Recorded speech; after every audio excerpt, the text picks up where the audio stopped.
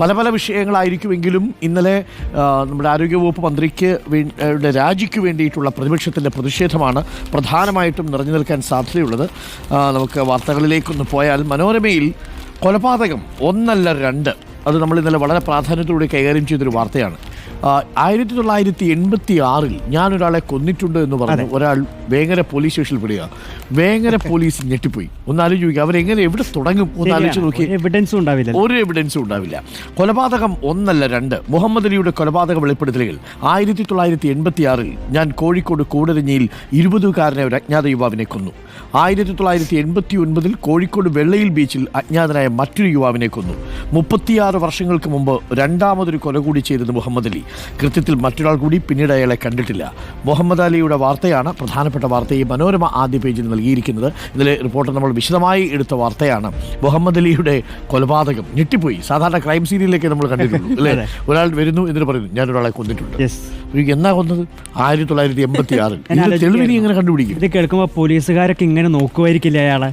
പണ്ടത്തെ ഒരു കൊല ഞാൻ കൊന്നു സാറേ എന്ന് പറയുമ്പോൾ അവരുടെ റിയാക്ഷൻ എന്തായിരിക്കും ആലോചിക്കുക. എന്തായാലും 2 കൊലപാതകങ്ങളാണ് അയാൾ നടത്തിയിരിക്കുന്നത്. വേങ്ങര പോലീസിന് പണിയായി. മറ്റൊരു പ്രധാന വാർത്തയുള്ളത് നോവായി ബിന്ദു മനസ്സുകളിൽ പ്രതിഷേധാഗ്നി എന്നതാണ്. ഇന്നലത്തെ ബിന്ദുവിന്റെ മരണവുമായി ബന്ധപ്പെട്ടുകൊണ്ടുള്ള വാർത്ത. കോട്ടയം മെഡിക്കൽ കോളേജ് ആശുപത്രിയിൽ കെട്ടിടം തകർന്നു മരിച്ച ഡി ബിന്ദുവിന് വിട.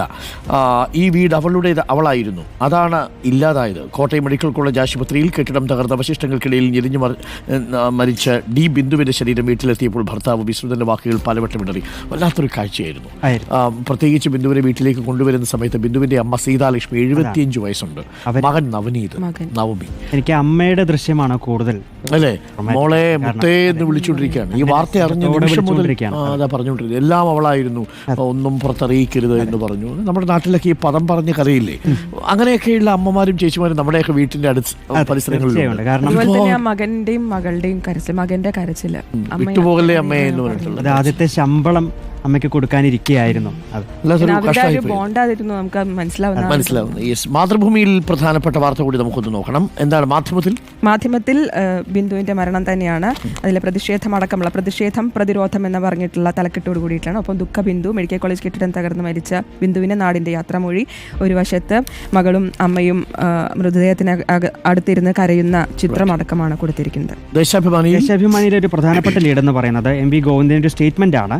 ഈ ആരോഗ്യ മേഖലയ്ക്കെതിരായ നീക്കം കോർപ്പറേറ്റുകൾക്കായി, ഇതാണ് എം പി ഗോവിന്ദൻ പറഞ്ഞിട്ടുള്ളത്. സ്വകാര്യ മെഡിക്കൽ കോളേജിൽ സഹായിക്കാനായിരിക്കും. സർക്കാർ ആശുപത്രികളെ ദുർബലപ്പെടുത്താൻ തെറ്റായ പ്രചാരണം നടക്കുന്നു.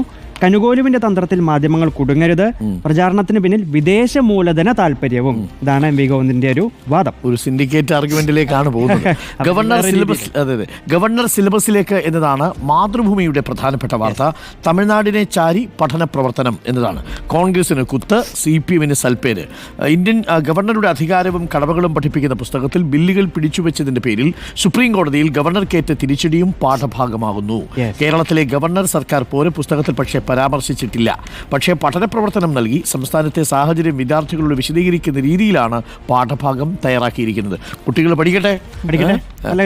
മാത്രമല്ല എന്താണ് ഗവർണറുടെ കടമയെന്ന് പഠിപ്പിക്കുന്നതിനോടൊപ്പം എന്തില്ല ഗവർണർക്ക്, എന്തൊക്കെ അധികാരങ്ങൾ എന്ന് പറയുമ്പോൾ ഗവർണർക്ക് എന്തൊക്കെ ഇല്ല അതാണ് അതിന്റെ ആംഗിൾ. പക്ഷെ നേരിട്ട് പറയാൻ പറ്റാത്തതുകൊണ്ട് ഇതാണ് പറയാം. അധ്യാപകർക്ക് കൊടുക്കുന്ന ട്രെയിനിങ്ങിൽ പറയും ഇന്ന കാര്യങ്ങളിൽ ഗവർണറുടെ ഇടപെടൽ എങ്ങനെയായിരുന്നു എന്നത് കുട്ടികൾ വിലയിരുത്തട്ടെ, കുട്ടികൾ മനസ്സിലാക്കിക്കോട്ടെ. ശരിക്കും ഇത്രയും കാലം നമുക്ക് പഠിക്കേണ്ടതായിരുന്നു അല്ലേ?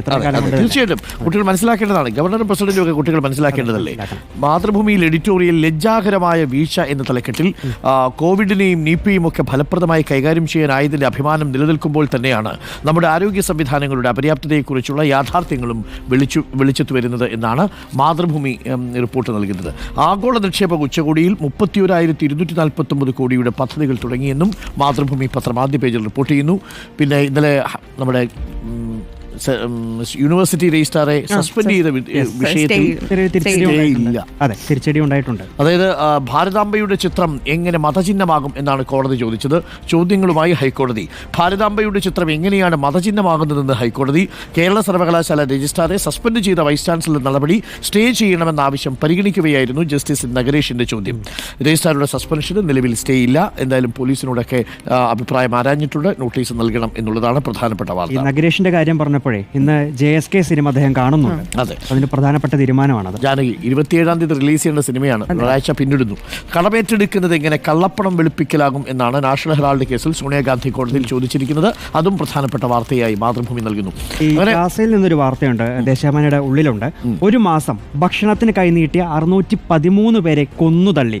അതാണ് ഒരുപക്ഷെ ജീവിതത്തിൽ നമ്മൾ ഏറ്റവും ദുരിതപൂർണമായ ഒരു സാഹചര്യം എന്ന് പറയുന്നത് പട്ടിണിയാണ്. ആ പട്ടിണി കൊണ്ട് കുഞ്ഞുങ്ങളെ അടക്കം ഈ ഭക്ഷണം സൗജന്യമായിട്ട് വിതരണം ചെയ്ത സ്ഥലത്ത് പോയി നിൽക്കുമ്പോഴാണ് റോക്കറ്റ് വന്ന് വീഴുന്നത്. അവിടെയും ആക്രമണം ഉണ്ടാകും. ഞാൻ ആലോചിക്കുന്നത് മനസാക്ഷി ഇല്ലാത്തൊരു ഒരുപക്ഷെ ലോകം മനുഷ്യത്വരഹിതമായ ഒരു ദുരന്തമെന്ന് വിശേഷിപ്പിച്ചാൽ അത് ഗാസയിലെ ദുരന്തത്തെ വിശേഷിപ്പിക്കണം. ഇത്രത്തോളം മാനവികത തൊട്ടു തീണ്ടിയിട്ടില്ലാത്ത ഒരു രാഷ്ട്രമായി ഇസ്രായേൽ മാറുന്നു ഗാസയിൽ. കഴിഞ്ഞ ദിവസം ഒരു വീഡിയോ പുറത്തു വന്നിരുന്നു, അതിന്റെ ആധികാരികത പരിശോധിക്കേണ്ടതാണ്. ഒരു ഇസ്രായേൽ സൈനികൻ ഒരു ഭക്ഷണം കാത്തു നിൽക്കുന്ന ആൾക്ക് നേരെ വെടിവെച്ചിട്ട് ഹെൽ യേ എന്ന് ആക്രോശിക്കുകയാണ്.